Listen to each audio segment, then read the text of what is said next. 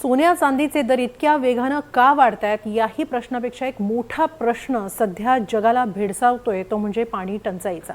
गोड्या पाण्याचे स्रोत आटल्यामुळे जगासमोर हे पाणी टंचाईचं संकट उभं ठाकलंय। संयुक्त राष्ट्रांच्या अहवालानुसार मानवानं गोड्या पाण्याच्या स्रोतांचा इतका उपसा केलाय की आता त्याची भरपाई होणं जवळपास अशक्य झालंय।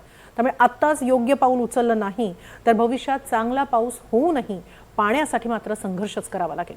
दरम्यान जगावरील हे पाणी संकट नेमकं कसं आहे, किती गडद आहे, पाहूया या स्पेशल रिपोर्टमधून।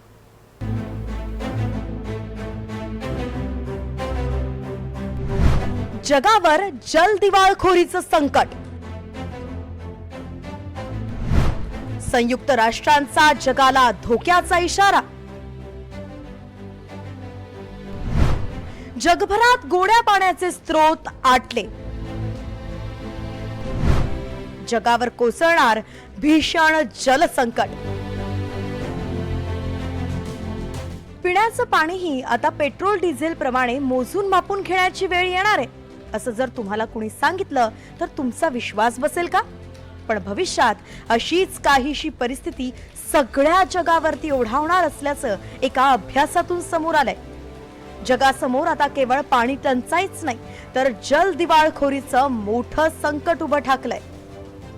संयुक्त राष्ट्रांच्या United nations university institute for water, environment आणि हेल्थनं 20 जानेवारी 2026 ला एक अहवाल प्रसिद्ध केलाय आणि याच अहवालानुसार जग आता वॉटर स्ट्रेस किंवा वॉटर क्रायसिसच्या पलीकडे गेलंय। मानवानं गोड्या पाण्याच्या स्रोतांचा इतका उपसा केलाय की आता त्यांची भरपाई होणंही जवळपास अशक्य झालंय। आपण आपले भूजल आणि नैसर्गिक जलाशय यांसारखी पुंजी पूर्णपणे खर्च करून टाकली आहे आणि म्हणूनच अनेक जलस्रोत पुन्हा कधीही न भरून येणाऱ्या स्थितीत पोहोचले। जगातील 1/4 लोकसंख्या अशा जलाशयांवरती अवलंबून आहे, ज्यांचं अर्ध पाणी 1990 नंतर आटलेल्याच अवस्थेत आहे। जगातील 3/4 लोकसंख्या अशा देशांमध्ये राहते जिथे पाणी पुरवठा पूर्णपणे असुरक्षित किंवा गंभीर स्थितीत आहे। जगातील निम्मी लोकसंख्या आपल्या गरजांसाठी भूजलावरती अवलंबून आहे, जे वेगानं संपतंय। जगात साधारणपणे 4 अब्ज लोक वर्षातील किमान 1 महिना भीषण पाणी टंचाईचा सामना करतात। खेड्याचं उदाहरण जर बघितलं तर आपले 90% खेडे हे अंडरग्राऊंड वॉटरवर म्हणजे भूजलावरच अवलंबून आहेत। प्यायचं पाणी, सिंचनाला पाणी ते देतात, विहिरी खोदून पाणी उपसून सिंचनाला जातं। त्यामुळं मॅक्झिमम ग्राउंड वॉटरचा उपसा सुरू आहे आणि त्याच्यापासूनच लोकपिकं घेणं, प्यायला वापरणं याच्या सर्व गोष्टी होत आहेत। आता हे पाणी आपलं जे संपत चाललंय 90% त्याच्यावर खेडे अवलंबून आहे। फक्त शहराचा आपण जर विचार केला तर शहरं फक्त आजकाल धरणावर अवलंबून आहे आणि धरणावर असल्यामुळे तेवढं लोड फक्त कमी आहे। त्यामुळं या पाण्याचा उपसा एवढा होत गेलाय की यांच्या अभ्यासानुसार खरोखर हे ग्राउंड वॉटर सुद्धा कमी होत चाललं। या अहवालानुसार जगातील अनेक शहरं आता डे झिरो ड्रॉटच्या दिशेनं वाटचाल करतायत। आता हे डे झिरो ड्रॉट म्हणजे काय ते समजून घेऊयात। डे झिरो ड्रॉट म्हणजे अनेक वर्षांचा दुष्काळ पडतो, तापमानात वाढ होऊन नद्यांमध्ये पाणी आटतं, जलाशयांमधील पाणी आटून पाणी संकट उभं राहतं। अशा परिस्थितीत लोकांवरती स्थलांतर करण्याची वेळ येते।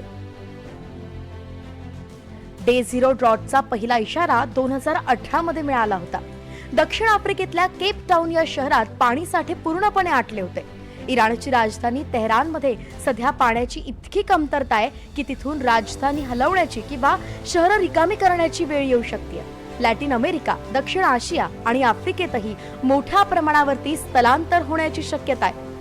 भारताचं जाणून घेतलं तर बंगळुरू, चेन्नई आणि दिल्ली यांसारखी महानगर सुद्धा डे झिरोच्या अत्यंत जवळ आहे। 2030 नंतर जगभरातील अनेक शहरांमध्ये डे झिरो ड्रॉट सारखी परिस्थिती सुरू होऊ शकते जाणार आहे। म्हणून तुम्ही जर बघाल मध्ये तर साऊथ आफ्रिकेमध्ये बऱ्याच जागी तेच झालं। आपल्या बंगलोरला पाणी नव्हतं, जर तुम्ही ऐकलं असेल पेपरला, पाणीच नव्हतं, प्यायला पाण्याचं सुद्धा अडचण आहे।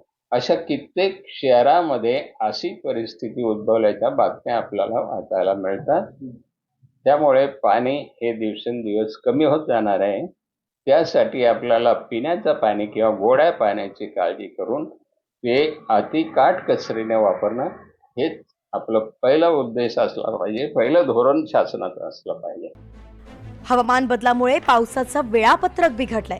कधी अतिवृष्टी तर कधी भीषण दुष्काळ अशा परिस्थितीमुळे जल व्यवस्थापन कोलमडलंय आणि म्हणून वेळीच ठोस पावलं उचलली नाही तर ही पाण्याची दिवाळखोरी जगातील शांतता आणि सामाजिक स्थिरतेसाठीही मोठा धोका ठरेल.